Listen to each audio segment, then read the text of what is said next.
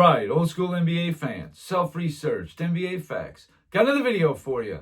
As always, thanks to anybody who watches my videos, subscribes to my channel. I really appreciate it. In this video here, quite simply, how did the all-time greats do scoring the ball in the regular season versus the playoffs? Now, you should clearly have more seasons that you scored better in the playoffs. You need to step up your game. Even though the competition is tougher, you need to be tougher. And some players did great, some mediocre, and some not good at all. Before I get into my top 25, I do have a couple guys that are just outside of it, high-level scores. Rick Barry, in 66-67, as you can see, less than a point less than the regular season he did in the playoffs. In 1970, he went 12.4 over the regular season. That was awesome. In 71, he went 4.3 points over. In 73, he went 5.9 points under. 76, 3 points over. 77, 6.6 over. And his last season in 1980, he went 6.5 under. Tallied up for Rick Barry, 4 times he went over his regular season point per game average, and 6 times he went under that in the playoffs. So obviously, yeah, that's not amazing, but Rick Barry did have some very high scoring seasons, especially like 1967. He actually had a great playoffs, but he just couldn't score 35.6. How about Elvin Hayes? Was 6 times over and 4 times under in the 74-75 season, despite getting swept in the finals when they were a 60-win team. He went 8 points over his season average. You add it all up for Elvin Hayes, 6 times he went over his regular season and 4 times he went under it in the playoffs. How about Dwayne Wade? In 2005-2006, when they won the championship, he was 1.2 over. In 2010, he was 6.6 over. That was his best. His worst would have been 2013. He went 5.3 under. Tallying all up for Dwayne Wade, 7 times over, 6 times under. Middle of the road. How about Charles Barkley, a guy who didn't have a ton of postseason success, actually did really good on this one. In the MVP season in 93, he went 1 point over from 26.6 per game. And then in the next year in 94, even though they got beat by Houston in the semis, he went 6 points over his season average, which was a little low for him anyway. And then his last year in 99, that one series against the Lakers, 7.4 over. In 98, he went 6.2 under, however. But all told for Charles Barkley, 9 times he went over his regular season average, 4 times under. That's good. Elgin Baylor did really good on this one. Excellent, actually. 8 times he went over his season average, only 3 times under. In the 66 season, he went 10.2 over his season average. And then in 69, even though they got beat in 7 in the finals, he was 9.4 over his season average. He did really well. Number 24, Giannis Antetokounmpo. He was 4 times over, 5 times under. I know that guy had some injuries that maybe had something to do with it, but he averaged less points in the playoffs than he did in the regular season, more than he went over. 4 over, 5 under. Number 23, Nikola Jokic. He did very well. In 2019, 5 over. 2020, 4.5 over. 21, 3.4. 22, 3.9. 23, he went 5.5 over. 24, 2.3. But not until this last season did he go under. He was under by 3.4 in this last season. But for Jokic, 6 times over his regular season scoring average, only 1 time under. That's very good. Number 22, Kevin Durant. In his first playoffs in 2010, he was 5.1 under. But he did pretty good, actually. In 2019, before he got injured, he was 6.3 over. And then in 2021, playing for the Nets, he was 7.4 over. All told for Durant, 8 times over his season average, 5 times he was under that. Number 21, David Robinson. His first year in the playoffs, he had the exact same scoring average. In 94, he went 9.8 under. Not good. In 2000, he went 5.7 over. In 01, 2.2 over. But then in 02, he goes 7.7 under. Adding it all up, he only went over his season average 3 times. He went under 8 times. That's not great. Number 20, Bob Pettit. Now, Pettit went up against Boston a lot, and I know that's going to be part of this. But yeah, Pettit didn't do great. 1957, he went over by 5.1, but in 56, he was 6.6 under, 64, 6.4 under, and his last season, he was 11 points under his regular season average. He had 3 times over his season average, 5 times under it, and 1 time the same. That would have been 1960 at 26.1 points per game. So not really that great for Pettit. Number 19, Kevin Garnett. Garnett did good. The ones that stick out, 2000, he went 4.1 under. In 03, he went 4 points over. In 08, he was 1.6 over, his only championship. 2011, the exact same at 14.9. 2012, he was up to 19.2, which is 3.4 over. All told for him, he had 9 times over his regular season scoring average. That's very good. Only 4 times under and 1 time the exact same. That's very good for KG. Karl Malone. Malone had some good and some bad. His rookie year, he averaged 21.8 points per game in the playoffs. That's great. 6.9 over. But in 1990, he was 5.8 under. In 2001, he was 4.4 over, which is good. All told for Karl Malone, 10 times over, 9 times under. So he's mediocre, middle of the road. 17, George Mikan. Mikan only played the 7 years, at least in the NBA. He went over by 2, over by 3.9, under by 4.4, and then he went over by 1.3 and 1.5. All told, 4 over, 3 under. That's, again, middle of the road. Number 16, Oscar Robertson. Robertson had a few years of not making the playoffs. His best showing was 1973. He went 6.7 over when he was on Milwaukee. Now, he had really high regular season scoring averages, but whatever, you got to go over that. All told for Oscar, 4 times over his regular season average and 6 times under. So that's a little underwhelming for Oscar Robertson. Number 15, Moses Malone. Malone had 5 times over and 8 times under. His best one was probably his first year in the NBA in 77 at 5.6 over. But in 82, he went 7.1 under. That's definitely not good.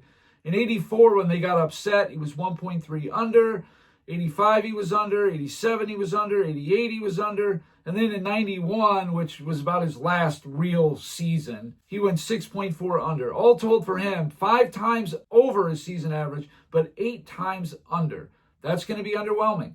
Number 14, Steph Curry. Steph Curry didn't make the playoffs his first 3 seasons, but in 2015, when they won their first championship, he went 4.5 over. In 2016, he went 5 under. Obviously, something was wrong with the guy. It's pretty obvious. This is the only year he went that far under. In fact, the only seasons he was under his regular season, 2014 by 1 point, 2018 by 9/10 of a point, and then 2016 by 5 points. If that's not evidence to say Steph Curry was not himself in 2016 playoffs, I don't know what to tell you. But all told, he's 6 over and 3 under. That's really good percentage. That's 2/3 of the time. Definitely.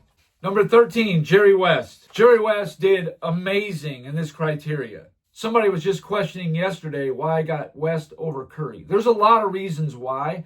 The all defenses is part of it. West was clearly a better defensive player than Steph Curry. Curry the better shooter, and maybe marginally he was a better offensive player, barely. Jerry West won an assist title. He never won an MVP, but he had 4 runner-ups. Steph Curry has 2 MVPs, but if you're talking top 2, he's only got 2. Top 5 for MVP, Curry's got 4, West has 8. Jerry West was on a 69-13 team that won the championship. Curry's best was a 67-win team. West beat better teams. They both had really good teammates, but it's close. I got Curry 14 and West 13. I think you're splitting hairs here. I'm just not ready to put Curry in the top 10. A lot of it had to do with the competition. I just don't think he beat a lot of really good teams. When I go against any other player who's in front of him, they all beat better teams than Curry did. Every one of them. Jerry West, 5.3 in his rookie year over. In 65, he went 9.6 over. In 68, 4.5 over. In 69, 5 over. All told for Jerry West, 9 times over his season average. Once he went under. That would have been in 72. He was 2.9 under. And then one time the exact same in 1970, it was at 31.2. That is nice. That's the best we've seen so far, easily. Tied for 11th, Dr. J was 7 times over and 9 under. So he's a little bit underwhelming. His rookie season, he went 6 over. In 77, he went 5.7 over. In 84, the year they got upset by the Nets, he was 4.2 under. Maybe that contributed to that. But all told, 7 times over and 9 times under. Anytime you're less, that's got to be considered underwhelming. Also tied for 11th, LeBron James. In 2009, the year they got upset by Orlando, when he had all those big scoring numbers and all that, he was 6.9 over his regular season average. That's great, but you're a 66-win team. You got to win. It's not about your scoring. It's about winning when you're the number 1 seed in your conference, actually the number 1 overall seed. In 2015, he went 4.8 over. In 2017, 6.4 over. 2018, 6.5 over. He really did good against Golden State because there was nobody his size really to match up with him. In 2023, he went 4.4 under. All told for LeBron, 10 times over his season average, 8 times under, which is, all right. Number 10, Shaquille O'Neal. Shaq's first playoff season in 94, he went 8.6 under. His next year, he went 3.6 under. But in 98, he went 2.2 over. But he was always right around his season average for the most part. When he went over, it was only by a couple of points. And when he went under, it was usually by only a couple. In 2005, he was 3.5 under. But all told for Shaq, 8 times over, 7 times under, and 1 time the exact same. So it's just okay. Number 9, Tim Duncan. Tim Duncan did very good. In his 18 playoff runs, he had 14 over his season average, 4 times under. He's always been the model of consistency. He went over the most in 06. He went 7.2 over his regular season. In 2015, he went 4 over. But then his last season was the only one he went more than 1 point under his season average. And that was by 3.3 points. But I mean, come on. Duncan was 40 years old at that point. But this dude was very consistent. Most of the time, he was within 1 to 2 points of his regular season average. 14 times over and only 4 under his regular season scoring average. That is terrific.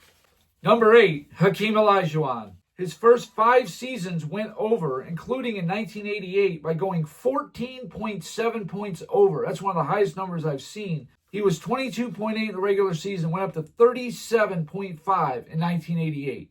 Outstanding. In 1995, that great run, he was 5.2 points per game over his regular season average. That's what I'm talking about right there. Now in 96, when they got swept by Seattle, he was 4.5 under. In 98, when they lost to Utah in the best of 5 in 5 games, he was 4 over. In 99, he was 5.6 under. But all told for Olajuwon, 8 times over his regular season average and 6 times under. So that's good. He's on the other side of it. Number 7, Wilt Chamberlain. And this is why Wilt Chamberlain is not in my top 5. This isn't the only reason. Obviously, losing a lot of close series and blowing leads when he had very good teammates, excellent teammates, that's part of it. But this right here, how can you excuse it? Let's go year by year. 1960, he was 5.4 under his regular season average. 61, 1.4 under. In 62, 15.4 under. He was averaging 50 points, only 35 in the playoffs though. 2.3 under, 5.4 under, 5.5 under, 2.4 under, 0.6 under, 6.6 under, 5.2 under, 1.6 under, 0.1 under, and 2.8 under. All 13 playoff runs for Wilt Chamberlain, he did not meet his regular season scoring average. And I always found that to be insane. Like, come on, man. You didn't play the Celtics every year, so you can't say, well, he's playing Boston. Not every year. The one year, I think it was 61 or 62, they got swept by Syracuse 3-0. Like, what's up, dude? Dolph Schayes was too much for you? You had Paul Arizin. You had Tom Gola. You had Wally Jones and Tom Meshery, and you had good players. Always why I can't get on board with Wilt as the GOAT that some people say. I just can't. Because of his lack of playoff success, not just winning and losing, but his numbers. They dipped dramatically. 0 over, 13 under for Wilt. The most shocking on the list, bar none. Number 6, Larry Bird. Larry Bird, not too good on this one, actually. His rookie year, he had the exact same at 21.3. In 82, he was 5.1 under. In 83, 3.1 under. In 84, they won the championship. That's hilarious. Larry Bird, when he goes over his regular season scoring average, check out the years. 1981, they won a championship. 1984, won a championship. 1986, won a championship. And the other one was 1990, but it was only by 1/10 of a point. What's the bottom line? Larry Bird goes over his season average, they win a championship. All told for Bird, 4 times he went over his regular season average, 7 times under, 1 time the same. That's crazy. All Bird had to do was score over his regular season average. So that's probably did contribute. Bird wasn't giving them the points he normally gets them. Number 5, Kareem Abdul-Jabbar. He did good, very good. Started out 6.6 over his rookie year. Then he was 5.1 under, even though they won the championship. 6.1 under, 7.4 under. And then in 74, they went 5.2 over. 77, 8.4 over. He's got some dramatic ones. 1980, 7.1 over. 83, 5.3 over. All told for Kareem, 12 times over his regular season average, 6 times under. That's very good, 2/3. Number 4, Kobe Bryant. Kobe had a pretty good one too. In 98, he went 6.7 under. In 2006, he went 7.5 under. In 09, he went 3.4 over. 2010, 2.2 over. 2012, 2.1 over. All tallied for Kobe, 9 times over, 6 times under. So that's about 60% of the time. That's good. Magic Johnson, not a scorer, but he was later in his career. Magic Johnson in 1981, when he was injured, he was 4.6 under. 1986, he was 2.8 over. 89, he was 4.1 under. I'm sure that injury in the finals helped bring that down because he only played 5 minutes in one game. 1990, 2.9 over. 91, 2.4 over. All told for Magic, 7 times over, 5 times under. So that's not bad. That's over. So yeah, that's pretty good. That's more than you didn't. And that's really all you're looking for. Jerry West going 9 out of 11, I guess, because he had one that was the same amount and one under. But like a 9, 1, and 1, I guess you could say. That's the best on the list so far. That's tremendous. Tim Duncan's 14 out of 18 is really good. Number 2, Bill Russell. People beat up on this dude till the cows come. Oh, his field goal percentage was bad. He only averaged 15 points a game in the regular season, 16 points in the playoffs. Well, let's take a look. Pretty marginal until 1962. He goes 3.5 over. In 63, 3.5 over. In 65, 2.4 over. In 1966, he went 6.2 over. 67, 2.7 under. That's the year they lost. So other than 67, which was only 2.7 under, he never went more than 2 points under his regular season average. That's the model of consistency, much like Tim Duncan. All told for Russell, 8 times over his scoring average and 5 times under. That's really good. That'll be 60-something%. Number 1, Michael Jordan. Now, I admit 1986 is ridiculous. 21 points over. That's because he wasn't playing as many minutes. He was only at 22.7 in the regular season. But even if he was averaging 30 points a game in the regular season, the dude was at 43.7 in that one series against Boston. That's incredible. In 87, he was under by 1.4 because he was averaging 37.1 points per game going up against maybe the best defensive team in the league, and he was still within 1.4 points per game. Pretty good. In 90, he was 3.1 over. In 91, he was 0.4 of a point under. I think in big part because in the finals, he turned into a point guard. I mean, he's got the most assists per game in the 91 finals than any player's debut finals ever, and any assists per game better than anybody not named Magic Johnson. So in that series, he was a facilitator. He still averaged 31.1 for the whole playoffs, but he was 0.4 of a point under. But 92, 4.4, 93, 2.5, 95, 4.6, 97, 1.5, 98, 3.7, all told for Jordan, 11 times over his regular season average 2 times under. So when you take a look at these guys and you add it all up, the net result is what I'm looking at here. Barkley is +5. Elgin Baylor is +5. Nikola Jokic is +5. David Robinson is -5. Kevin Garnett is +5. So out of those guys, nobody has a net result more than 5. Jerry West is +8. But he does have the one that's the same. So he's kind of like 9 out of 11 he went over, because one he didn't go over, he was the same. Tim Duncan is +10, but if you add up the percentages, 14 out of 18 was not as good as Jerry West, but still tremendous. Wilt Chamberlain sticks out like a sore thumb, being -13. Michael Jordan is +9. The only player higher was Tim Duncan, but if you go by percentages of what player, and I just gave you 29 players, great, all-time greats, what was the percentage of each player going over the regular season scoring average in the playoffs? Michael Jordan will be the best because he's got 11 out of 13. There's no one in that class. Tim Duncan's 14 out of 18, but that's not going to beat it. Jerry West was 9-1-1, but only 9 times he went over, so he's 9 out of 11, where Jordan's 11 out of 13. Michael Jordan, out of all those 29 names I just gave you, had the best showing of raising your scoring game in the playoffs versus the regular season. Another criteria that Michael Jordan is just better than everybody else at. What do you want from me? When it came playoff time, Jordan elevated his game. Better than practically any player. All those seasons playing against Boston and Detroit and the Knicks and all that stuff, it didn't stop him from raising his scoring average in the playoffs from the regular season. So anyway, that's all I got for this video. Thank you guys for watching. If you liked it, please hit the like button. If you wouldn't mind sharing it, that would be great. If you haven't subscribed already, please do. I give daily content. And that's it.